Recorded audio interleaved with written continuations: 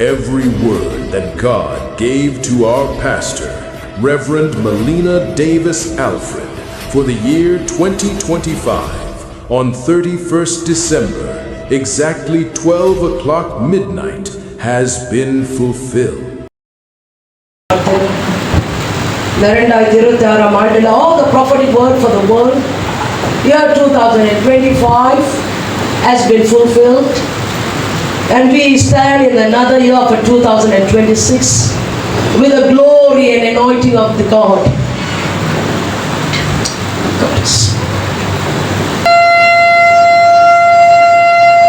அதிக உபவாச ஜெபத்தோடு கர்த்தர் கொடுத்திருக்கிற தீர்க்க தரிசன வார்த்தைகள் 2026 ஆண்டிற்கு தேசங்களிலே நடக்க போகிற அநேக சம்பவங்களை கர்த்தர் வெளிப்படுத்தியிருக்கிறார்.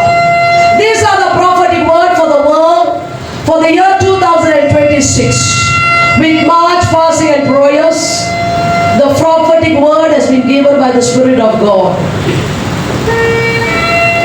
இந்த தீர்க்க தரிசன வார்த்தைகள் நாம் அதிகமாய் ஜெபிக்கும்படி கர்த்தரை தேடும்படியாக கொடுக்கப்பட்டிருக்கிறது.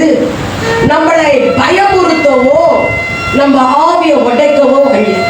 This prophetic word is given to prepare God's people in prayer, to seek Him diligently and to prepare.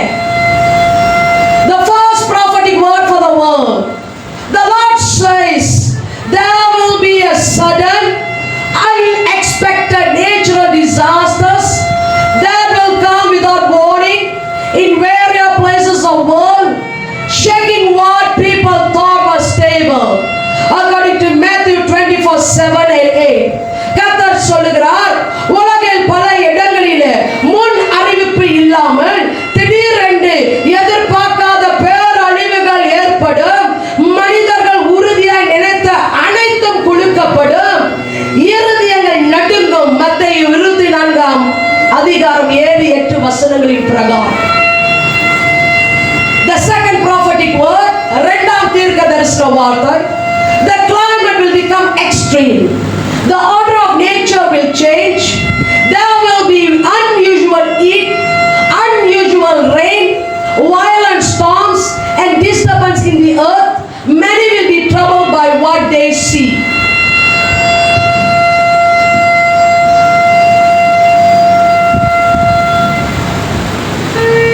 வானிலை மாற்றம், அதிக வெப்பம், மழையும் மிகவும் அதிகரிக்கும்.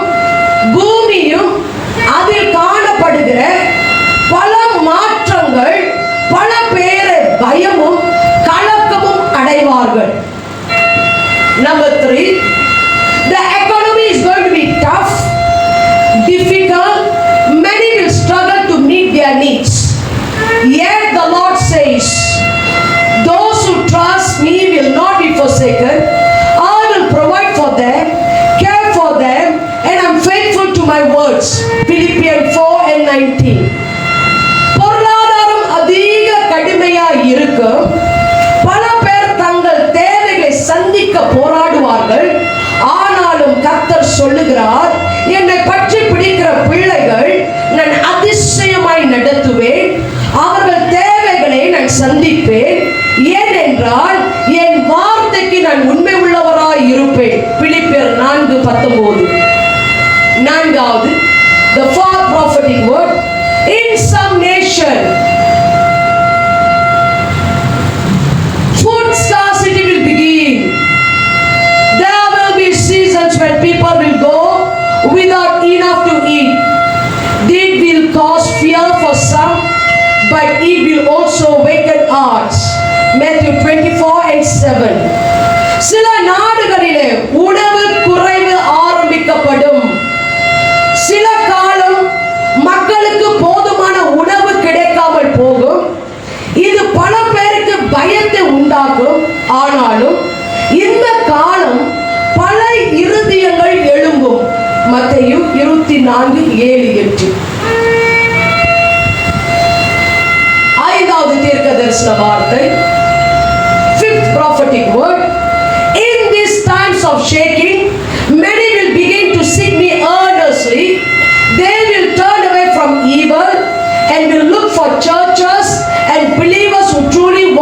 God and live according to the truth.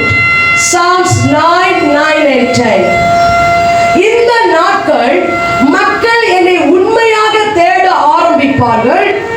தீமையை விட்டு விலகி பரிசுத்தத்தையும் சத்தியத்தையும் நாடுவார்கள். சபைகளை தேடுவார்கள். விசுவாசிகள் உண்மையா என்னை தேடுவார்கள். அநேக இருதயம் கர்த்தருக்கு நேராக திருப்பப்படுகிற ஒரு ஆண்டு. சங்கீதம் 9ஆம் அதிகாரம் 9-10.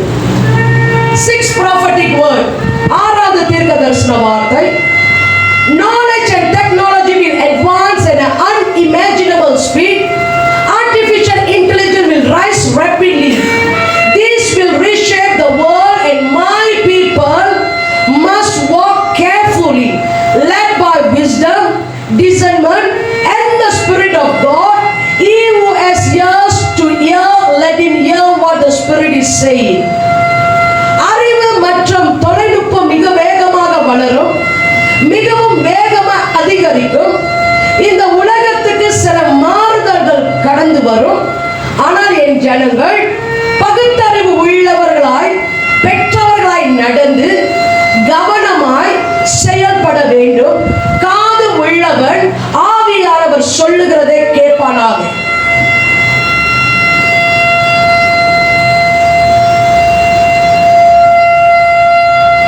This is the 7th prophetic word. 7வது தீர்க்கதரிசன வார்த்தை for the world, உலகத்திற்கு. Many false prophets and many false teaching will arise, yet God will expose them